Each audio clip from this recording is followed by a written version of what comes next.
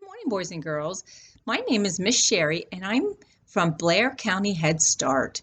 Today, I'm here to read you a book, and the book I chose today is called The Most Magnificent Thing. And it's about a little girl.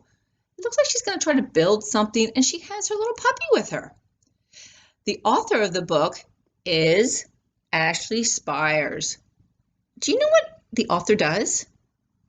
That's right. The author writes the words. And guess what? She's also the illustrator. And the illustrator is the person that, yes, the illustrator draws the pictures. So let's get started and see what our little girl's up to today.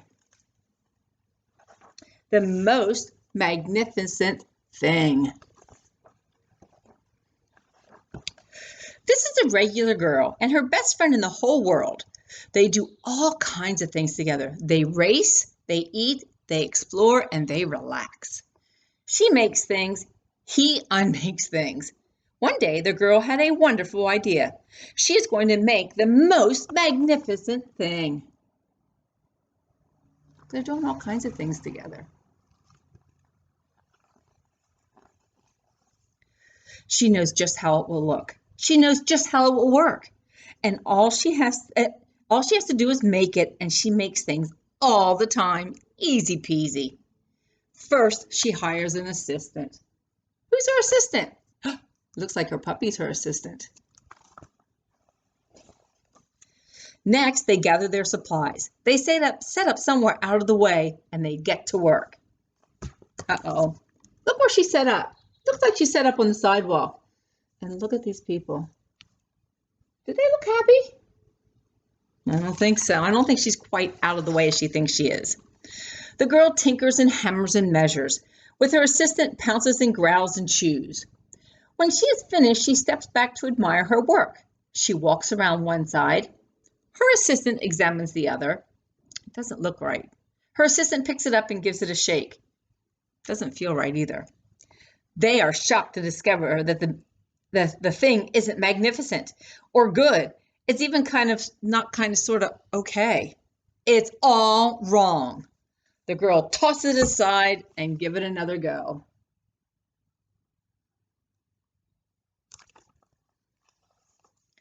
She smooths and she wrenches and she fiddles. Her assistant circles and tugs and wags. When she is finished, she stands up and takes a long look at it. Her assistant gives it a nudge with his paw. This thing is still wrong.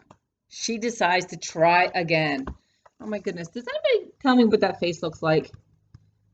Looks a little frustrated, doesn't it? She just can't get it right. Did you ever make something you just couldn't get right?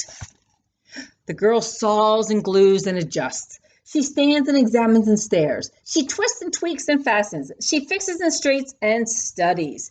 Yeah, that's a look of determination. Look at her look. She's trying. She's going to get that right one way or another. She tries all different ways to make it better. She makes it square. She makes it round. She gives it legs. She adds an antenna. She makes it fuzzy. She makes it long. She makes it short, rough, smooth, big, small, and even one smells of stinky cheese. But none of them are magnificent. Look at all the stuff she made. I personally think they're pretty cool.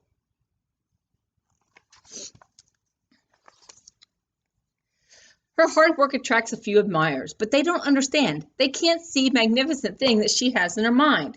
She gets so mad. Oh, look at that face. Is that a mad face? Is that a mad face? I think so. The angrier she gets, the faster she works. She smashes pieces into shapes. She jams parts together. She pummels the little bits in it. Her hands feel too big to work, and her brain is too full of all the not right things. If only the thing would just work. Oh, look at that face. Does she look angry or what?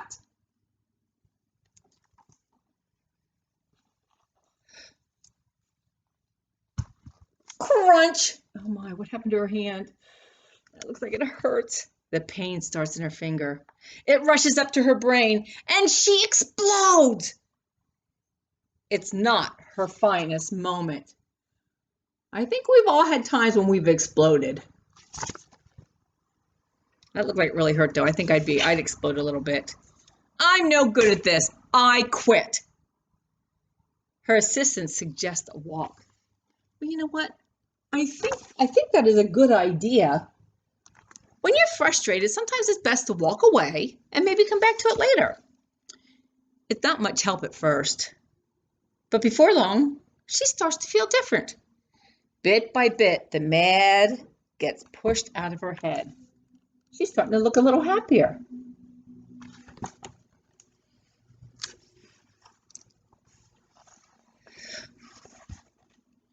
As they stroll along, she comes across the first wrong thing she made. The bad feelings are about to start all over again. Then she noticed something surprising. There are some parts of the wrong things that are really quite right. The bolts on one, the shape of another, the wheel to seat ratio of the next. There are all sorts of parts that she likes. See, she's finding the good in the things that she thought were bad.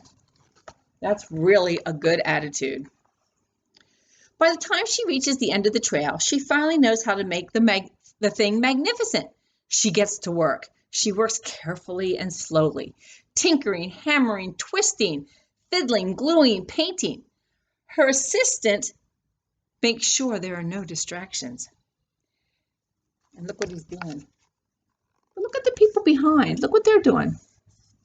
This one man is saying, "This is the perfect thing to ward off bears. This will stop that leak." This one's all wet. Ugh. The afternoon fades into evening. Finally, she finished, and she alerts her assistant.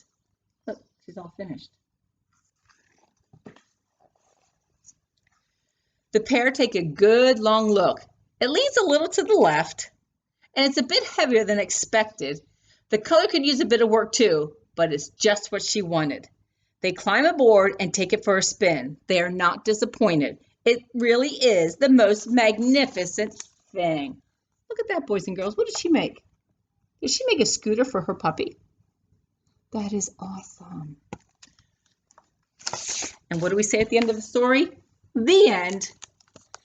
Okay, boys and girls, maybe on a rainy day or even a sunny day, if you're bored, maybe you can make a most magnificent thing. Have a great summer, and we'll talk to you next year.